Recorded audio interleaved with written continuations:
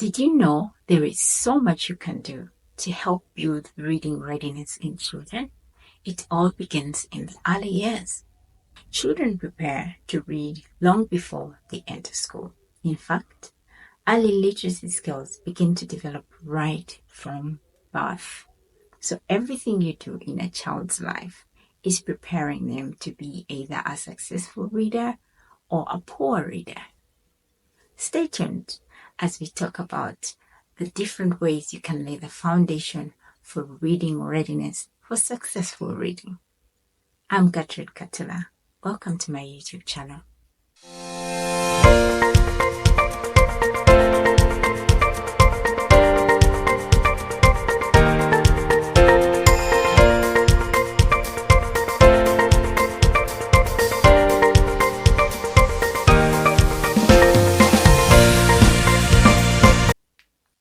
When we talk about reading readiness, we are talking about early literacy skills. There are 6 early literacy skills. So we're going to dive into how we can promote each of these skills in our children, in the children in our care, so that we prepare them for successful reading and studying in general. Number 1 is vocabulary. Vocabulary refers to the number of words or statements that the child knows and understands and is able to use, Yes, that's vocabulary. Building a strong vocabulary is crucial for comprehension and communication. Children should be exposed to a wide range of words and engage in activities that promote understanding and the use of new vocabulary. When you're buying toys, when you're preparing a child's environment, ensure that it has a range of toys. It has toys from different themes, from different topics. When you're looking at books as well that you're stocking for children, either at home or in a learning center, ensure that they are from different backgrounds, from different cultures, from different continents, from different topics, food, animals, planets, and so many other things that you can think about. There's so many. Why? To ensure that you are building the vocabulary of the children, by exposing them to a wide range of themes and topics. So, some of the other things you can do, you can read with the child every day. If the child stays with nannies, ensure that nannies can actually read stories to them.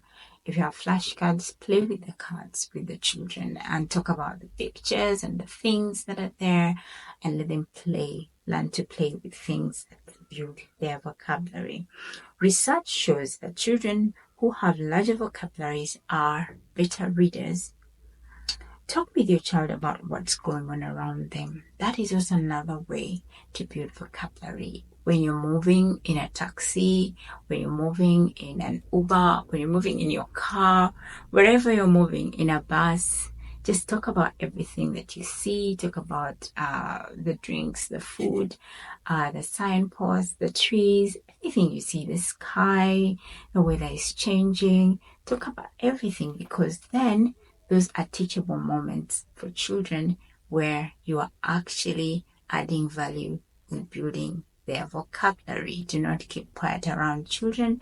Talk to them about what they're doing. Even when they're eating, talk to them and use the right words for everything that you talk about. When you're talking about family members, instead of just using Nana, meaning grandmother, you can use grandmother straight away, so they know that, yeah, I call her Nana, but she's actually my grandmother. The second early literacy skill is print motivation. Print motivation is a child's interest in and enjoyment of books and reading. Children who enjoy books are more likely to want to learn to read and keep trying even when it's hard. So, how do we build this in children? Is beginning to read to them as early as possible. Even when they're still in the stomach, it is advised to read to them And even when they're born, you can start by reading picture books to them, talk about the pictures while you point at them. And as they grow, let books be that one thing that they can find in the house anytime, anywhere. And also you teach them how to handle books. When you get a book, you sit down and open it nicely from the front to the back. And this is how you turn the pages. And when the book is hard, it's not good. We shouldn't tear books, we don't throw books. And so this helps the child to respect, enjoy, and love books and stories. Did you know that children who enjoy being read to will also want to learn how to read? You are modeling for them when you read to them, and read to them stories that are interesting or make the story interesting by dramatizing it, by drawing pictures with it, by doing imaginative play. You just have to find a way to make the story interesting for the child. And also make book time a special time for you and your child, or for you and your learners. Make book time a special time. Right now in Uganda, we have lots of daycares. So some of the things that may have been done by the parents because they're absent, it's the school to do them. It's the daycare center. It's the learning center to do them. So as I talk to parents, kindly daycare center personnel listen in and do what the parent could have done with that child in their absence. Make reading and sharing books fun for the children and a special time. Yeah, I would also advise centers especially to create a library that children can actually visit. It makes them love to read and also love to look at new books that are not really in their environment. If they've had this set of books in their playroom and there is a library and they get to visit the library, it makes the experience fun and interesting for them. So let's think about creating libraries in our learning centers and in our homes. Phonological awareness involves the ability to hear and manipulate the sounds in spoken language, such as identifying rhymes, syllables, and individual sounds. Now, the tips I can give to develop phonological awareness in children is making sure that you speak properly with the children. Use the right words. It will help them hear the sounds, and also make up silly rhymes, sing the normal, nursery rhymes. It is all helping them to develop their phonological awareness. And when children come to, say, baby class, and they are learning songs like "Ants on my arm," while learning sound the sound that letter A makes, and also learning the friends and saying the names of the friends: apple, ox, antelope, alligator, like all these words.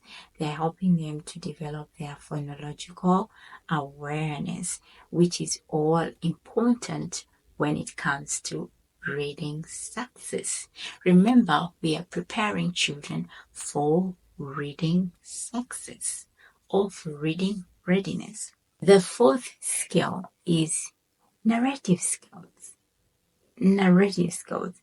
This is an ability to understand and tell stories and describe events.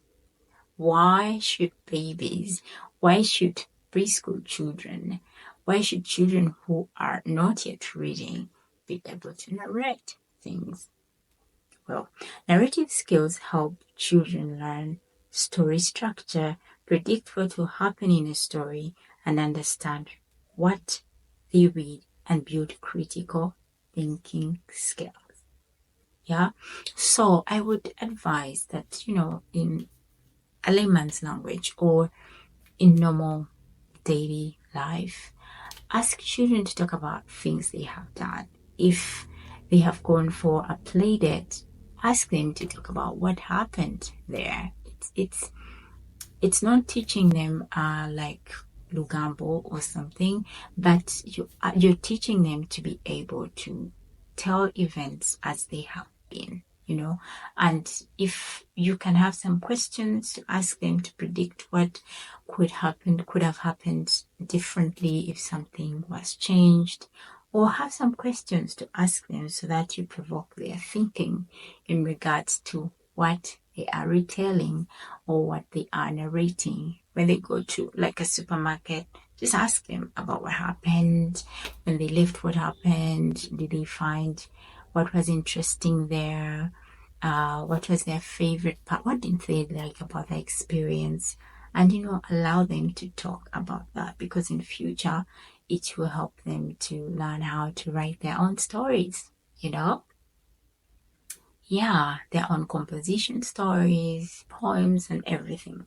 Yeah. So encourage children to share things with you. Still keep reading favorite books. When you read books, not only favorite books, you can, interest them with new books, but still keep reading to the children, keep talking to the children, let them talk to you about what they are doing, like they're playing in the sand. You ask them, oh,